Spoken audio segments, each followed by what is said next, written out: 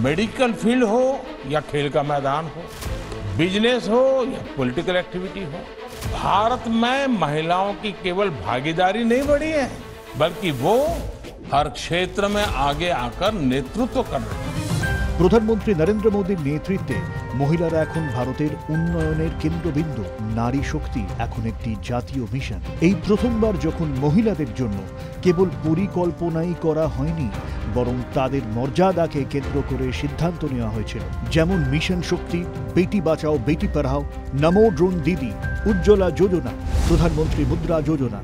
নারী শক্তি বন্দন আইন নারীদের রাজনৈতিকভাবে ক্ষমতায়ন করেছে। শিক্ষায় মেয়েদের অংশগ্রহণ বেড়েছে। সেনাবাহিনী এবং বিমান চলাচলের মতো ক্ষেত্রে এখন নারীরা এগিয়ে। গর্ভবতী মহিলাদের স্বাস্থ্য সুরক্ষার জন্য টিকাদান কর্মসূচি শুরু হয়েছে। 2016 সালে চালু হওয়া প্রধানমন্ত্রী আবাস যোজনা গ্রামীণের অধীনে 2,75,00,000 গ্রামীণ আবাসন সুবিধাভোগীর মধ্যে 73% মহিলা। প্রধানমন্ত্রী উজ্জ্বলা যোজনার অধীনে 10,33,00,000 গ্যাস সংযোগ মহিলাদের মধ্যে বিতরণ করা হয়েছিল। 2014 সালে শুরু হওয়া স্বচ্ছ ভারত মিশনের আওতায় গ্রামীণ এলাকায় 12 কোটিরও বেশি শৌচাগার তৈরি করা হয়েছে। এখন গ্রামীণ মহিলাদের দূর থেকে জল আনারও সমস্যা নেই। সুকন্যা সমৃদ্ধি যোজনা, প্রধানমন্ত্রী মুদ্রা যোজনা, মহিলা স্বনির্ভর গোষ্ঠী, স্টার্ট আপ ইন্ডিয়া এবং ডিজিটাল ইন্ডিয়ার মতো প্রকল্পগুলি মহিলাদের স্বনির্ভর হতে উৎসাহিত করেছে। পঞ্চায়েতে 33% সংরক্ষণ থেকে শুরু করে সরকারি চাকরিতে মেয়েদের ক্রমবর্ধমান অংশগ্রহণ পর্যন্ত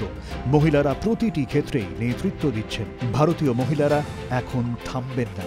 তারা কেবল নিজের জন্য নয়, সমগ্র সমাজের জন্য অনুপ্রেরণা হয়ে উঠছেন। মহিলারা যখন এগিয়ে যান, তখন জাতি এগিয়ে যায়।